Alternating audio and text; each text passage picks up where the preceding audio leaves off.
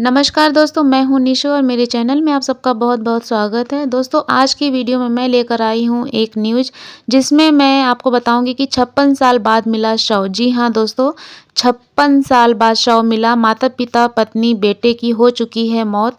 कहानी एयरफोर्स के जवान मलखान सिंह की है। जी हां दोस्तों, अभी ये सुर्खियों में है न्यूज़। और टीवी के आप किसी भी चैनल पे आप जाएंगे न्यूज़ के, तो आपको हर जगह यह न्यूज़ जानने को मिलेगा कि 56 साल बाद इस जवान का शव मिला है। और 56 साल कम नहीं होता है दोस्तों, जिसमें कि उनके माता-पिता, पत्नी, बेटे की मौत हो चुकी है। उसके बाद इनका शव मिला है और ये एयर फोर्स के जवान हैं। तो आइए जानते हैं इनके कहानी कि कैसे हुआ। तो मलखान सिंह सहारनपुर की थाना ननौता क्षेत्र के फतेहपुर गांव के रहने वाले थे दोस्तों। और मलखान सिंह का जन्म जो है दोस्तों वो 18 जनवरी 1945 को हुआ था। मतलब कि 1945 का मतलब आप समझ सकते हैं कि 1947 में हमारा देश आज़ाद हुआ, उससे 2 साल पहले की बात है ये, जब इनका जन्म हुआ।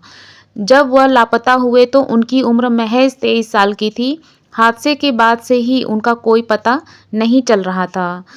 शहादत शव का इंतजार और इस इंतजार में 56 साल का लंबा वक्त। ये कहानी है यूपी के सहारनपुर के शहीद मलखान सिंह की, जिनका शव करीब 56 साल बाद हिमाचल प्रदेश के रोहतांग दर्रे से मिला है।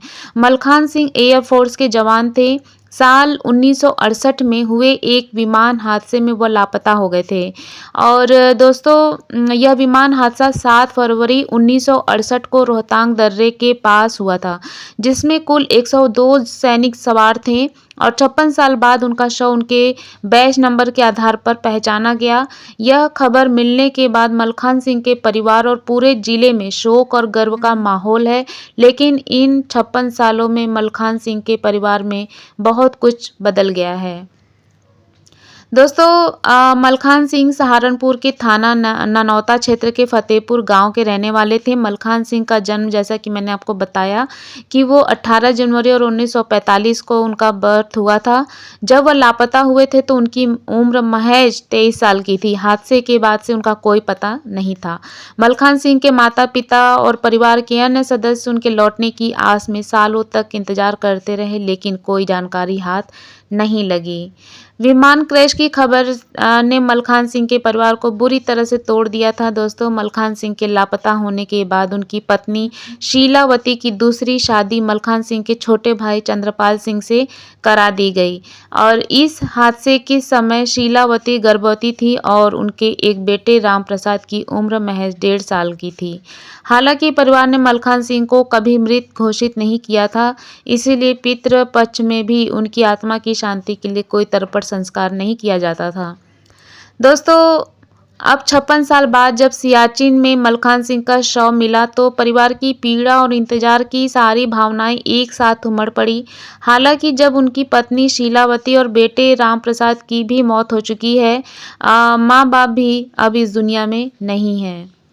दोस्तों, मलखान सिंह का अंतिम संस्कार अब उनके पौत्र गौतम द्वारा किया गया। परिवार आर्थिक तंगी से जूझ रहा है। मलखान सिंह के पौत्र मनीष और गौतम आजीविका के लिए मजदूरी करते हैं। मलखान सिंह के छोटे भाई ईशमपाल सिंह ने बताया कि अगर यह शव पहले मिला होता तो शायद मलखान सिंह के अंतिम संस्कार का सौभाग्य उनकी पत्नी और बेटे को मिल पाता। मलखान सिंह का पार्थिव शरीर भारतीय वायुसेना के जवानों के द्वारा उनके पैतृक गांव फतेहपुर लाया गया।